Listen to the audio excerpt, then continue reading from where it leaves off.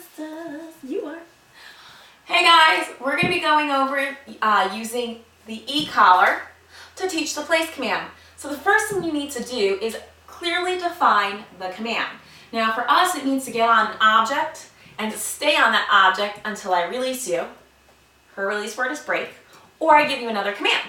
Now we're using these wonderful cots because it is super easy to see right where the boundary is. It's very obvious to us. And if she gets off, it's very clear, good girl, baby, when she's on and when she's off. Come here, good girl. We also picked objects that were big enough for their whole body to fit on.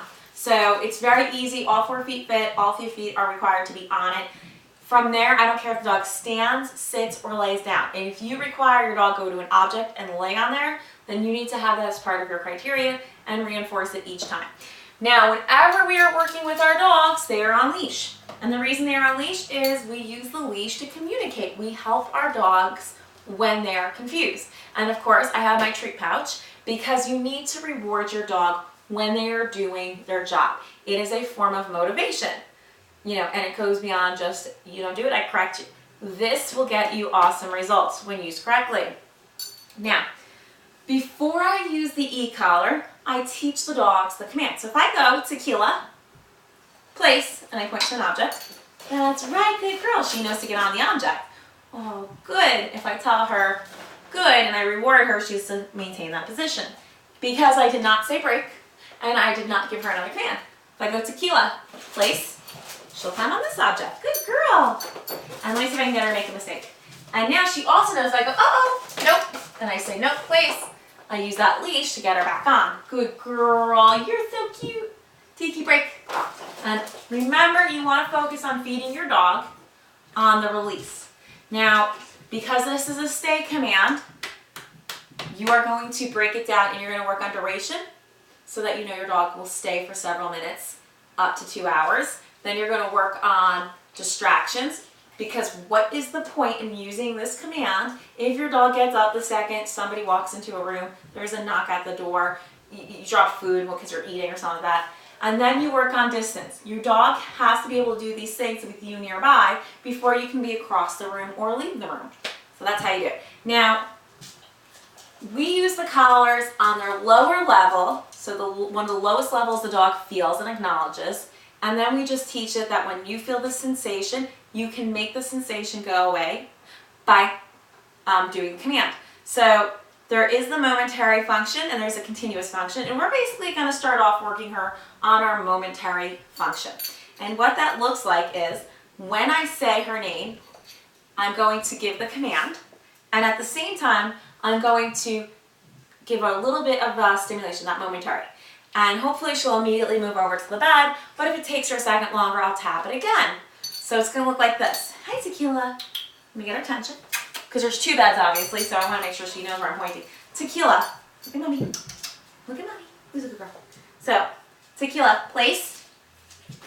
Good. And I just tapped the button 1 time. So, Tequila, place. Good girl! And right now we're just making the association that it's nothing serious. There's no correction here. It's just communication. Tequila, place. Good. I tapped it twice that time.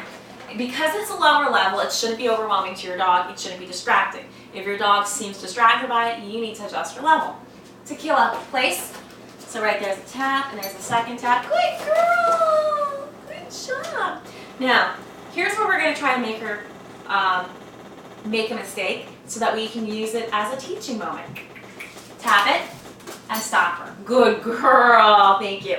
So the second she shifted, I knew she was going to get off. So if you notice, my free hand went for the leash and my finger was on that button and I just tapped it. She immediately stopped herself. So we're doing, right off the bat, we're using the collar when we give the command. And of course that pressure from and I just do momentary. I don't hold it down like continuous in the beginning. Right now it's just a little quick zip, zip feeling. And it's until she gets on, just a quick tap, maybe 2 taps if it's farther away. And once she's on, all the stimulation goes away. We're going to do that again because when she gets off, we're going to do it again. So Good girl. You're teaching your dog, don't say, Tequila, come.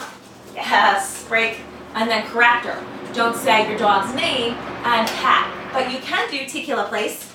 So tap it real quick. Oh no, let's go. Up, place. So 2 little taps right there. Good girl. All that stimulation, all that leash guidance, go away once your dog is settled back into the place command. Who's a good girl? We're gonna go here. Place. So good. And if you notice, I want the collar stimulation to be paired with something she knows, which is the leash guidance. So whereas I'm using, hi babies, the leash, I'm also using this. And ultimately, tap, tap, tap, place. So I'm just pushing that button, place, good girl. And ideally, it's just gonna be e-collar. And that will allow us to ditch this leash so much faster and work on a distance.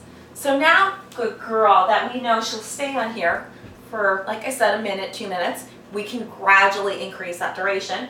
Tequila, break. I want to start working on some distractions. Because like I said, this command is fabulous. One of my favorite uses of this, I mean, there's so many. Meal times, time with family and friends, time working with the kids on a project, doing laundry, prepping meals, answering the door. When someone comes to the door, when your dog hears, you should go place. Now we're going to do a little tap. Tap. Good girl. She's on. Tapping stops. So we're going to do it again. Hello? Hold on 1 second. And you just think it out. Like, that was me both times, obviously. And she's like, what? Hold on, I'm coming. Just act like someone's there. Start to get a little bit of distance. Nope. That 1 tap and a verbal no. And she got back on. Good girl. And that's what we're working on. We are teaching her that this collar means something. It's a communication tool. And then we're going to tell her that when she does what we want, it's going to work for her. So Tequila, break. Come here, baby. Come here. And that's when she's going to get her food rewards. Oh, very nice. Clean up. Oh, good girl. Excellent. Right here, clean up. Good. Because we need external motivation. We need to reward the dog. Praise is great. Affection is great. Play is great. Food is also pretty great. Tequila, place. So I'm going to tap it 1 time. Good girl. Excellent. Good job. So now I'm going to get one of her favorite things of all times. Big distraction. The ball. Now, again, I told you you're going to work on duration. Then you're going to start to really add those distractions in before you get distance. Leash is in my hand. Just going to bounce that ball. Now this one's difficult. And I'm rolling the ball away. You really want to think about the various things that your dog will be distracted by. If you have family and friends and kids, use them. Not day 1 or 2 of this, but use them once your dog really is comfortable getting on and staying on that bed. So here I have some food. Oh, what is this? Oh, look at her face. She's like, I love biscuits. No, Ethan. Oh, no, Ethan. Nope. I corrected her preemptively. She was getting off that bed. All of her weight shifted forward. A tap on momentary, and it reminded her she has to stay there. Because I did not say, Tequila, break. I don't care if my dog is with this. I really don't. Tiki, place. Excellent. Ooh, look at this. No place. Good. And we're just going to make it very challenging for her. Because in real life, there are going to be things that compete with her attention. There are things that are going to be very motivating to her, and they're not going to be things we necessarily want, such as chasing an animal. She's salivating. Going after food. Now, this one is going to be maybe a little unfair. Tequila, come. Excellent. Good girl. That's right. Break. Oh, Tiki, come. Come. Good girl. Yay. Break. I want Tiki. Over here. Good girl. That's it. Tequila, place. Excellent. That was fair. She got released, so she went for her reward. Good job. I want to continue to use it real quick. Tequila, place. Excellent. Up, place. So right there, she faltered. Good. She got 2 little taps in that momentary because she made a mistake. And later on, when we ditch the leash and we're just using the stimulation on a higher level so that it's a little bit stronger intensity, she can turn off all that pressure. It's all about teaching us communication. Place, action right there. Hi, Bobby, you're a good girl, you're a little baby. Tequila, place. I tap her for going for it. Good girl. Nope, place. Good job. Agno, you're so good. And, you know, have fun with this. If you're having a good time and she's getting, you know, a lot of praise and affection and food for it, your dog is going to have fun as well. It's fun if you make it fun. Who's a good girl?